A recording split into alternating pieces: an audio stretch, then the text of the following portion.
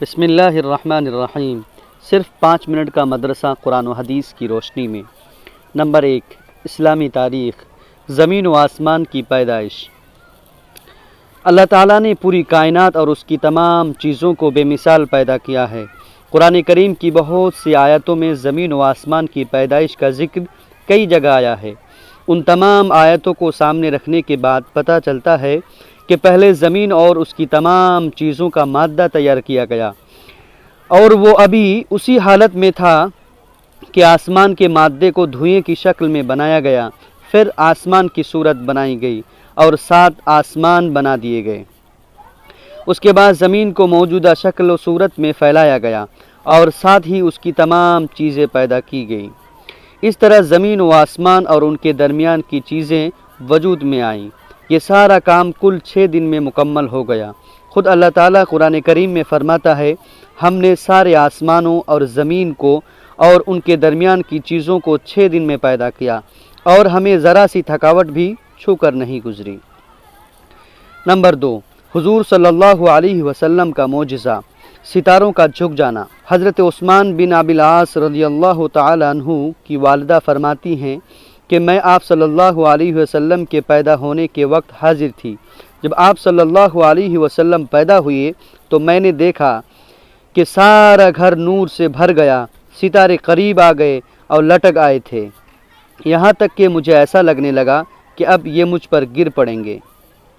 Number 3، ایک فرض کے بارے میں، ہر رکن کو اطمینان سے ادا کرنا۔ حضرت ابو ہریرہ رضی اللہ تعالی عنہ سے روایت ہے کہ ایک دن رسول اللہ صلی اللہ علیہ وسلم مسجد کے ایک گوشے میں تشریف فرما تھے۔ ایک شخص مسجد میں داخل ہوا اور نماز پڑھی، لیکن اس نے نماز اطمینان سے نہیں پڑھی۔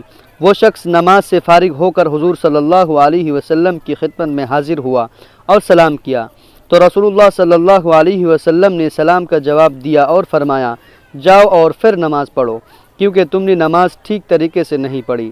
وہ شخص واپس گیا اور نماز جس طرح پہلے پڑھی اسی طرح اب بھی پڑھ لی۔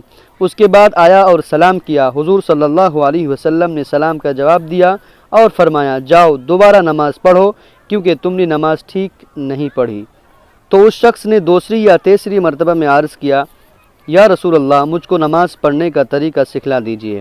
رسول اللہ صلی اللہ علیہ وسلم نے فرمایا، جب تم نماز پڑھنے کا ارادہ کرو تو پہلے پوری طرح وضو کرو، پھر قبلہ رخ کھڑے ہو جاؤ، پھر تکبیر تحریمہ کہو، پھر قرآن میں سے جو کچھ تم آسانی سے پڑھ سکتے ہو وہ پڑھو، پھر رکوع میں جاؤ اور اطمینان کے ساتھ رکوع کرو، پھر رکوع سے سر اس طرح اٹھاؤ کہ بالکل سیدھا کھڑے ہو جاؤ، پھر سجدے میں جاؤ اور اطمینان کے ساتھ سجدہ پورا کرو، پھر سجدے سے سر اٹھاؤ اور اطمینان کے ساتھ بیٹھو، پھر دوسرے سجدے میں جاؤ اور اطمینان کے ساتھ سجدہ پورا کرو، پھر دوسرے سجدے سے سر اٹھاؤ اور اطمینان کے ساتھ بیٹھو، پھر اپنی پوری نماز اسی طرح اطمینان اور سکون کے ساتھ ادا کرو۔ نمبر 4، ایک سنت کے بارے میں، دعا کرنا ایک عبادت ہے۔ قرآن میں اللہ تبارک و تعالی فرماتا ہے، مجھ سے دعا مانگو میں تمہاری دعا قبول کروں گا۔ نمبر 5، ایک اہم عمل کی فضیلت، بہترین اعمال۔ ایک شخص نے رسول اللہ صلی اللہ علیہ وسلم سے سوال کیا کہ کون سا عمل اسلام میں بہتر ہے؟ رسول اللہ صلی اللہ علیہ وسلم نے جواب میں ارشاد فرمایا، کھانا کھلانا اور ہر مومن کو سلام کرنا، چاہے تم اس کو پہچانتے ہو یا نہیں پہچانتے ہو۔ بخاری۔ نمبر 6، ایک گناہ کے بارے میں، سود کھانا۔ قرآن میں اللہ تبارک و تعالی فرماتا ہے، جو لوگ سود کھاتے ہیں تو کل قیامت کے دن قبروں سے اس شخص کی طرح اٹھیں گے جیسے کسی کو جن بھوت نے لپٹ کر پاگل بنا دیا ہو۔ نمبر 7، دنیا کے بارے میں، دنیا پر راضی ہونا۔ قرآن میں اللہ تبارک و تعالی فرماتا ہے، کیا تم لوگ آخرت کی زندگی کے مقابلے میں دنیا کی زندگی پر راضی ہو گئے؟ دنیا کا مال تو آخرت کے مقابلے میں کچھ بھی نہیں، اس لیے کسی انسان کے لیے مناسب نہیں ہے کہ وہ آخرت کو بھول کر زندگی گزارے یا دنیا کے تھوڑے سے سامان کے خاطر اپنی آخرت کو برباد کر دے۔ نمبر 8، آخرت کے بارے میں، مردہ کی حالت۔ رسول اللہ صلی اللہ علیہ وسلم نے فرمایا، جب مردے کو لوگ اٹھا کر چلتے ہیں تو اگر وہ نیک ہوتا ہے تو کہتا ہے مجھے جلدی آگے بڑھاؤ، اور اگر وہ برا ہوتا ہے تو کہتا ہے ارے میری ہلاکت آئی، تم کہاں لے جا رہے ہو؟ اس کی آواز کو جن و انس کے سوا اللہ تعالیٰ کی تمام مخلوقات سنتی ہے۔ اگر اس کی آواز انسان سن لے تو بے ہوش ہو جائے۔ بخاری۔ نمبر 9، طب نبوی سے علاج۔ دودھ پی کر کلی کرنا۔ رسول اللہ صلی اللہ علیہ وسلم نے دودھ پیا پھر کلی کی اور فرمایا کہ دودھ میں چکناہٹ ہوتی ہے۔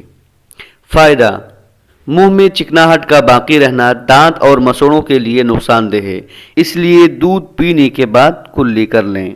نمبر 10، نبی کریم صلی اللہ علیہ وسلم کی نصیحت۔ رسول اللہ صلی اللہ علیہ وسلم نے فرمایا، لوگوں کو دین سکھاؤ اور آسانیاں پیدا کرو اور دشواریاں پیدا نہ کرو۔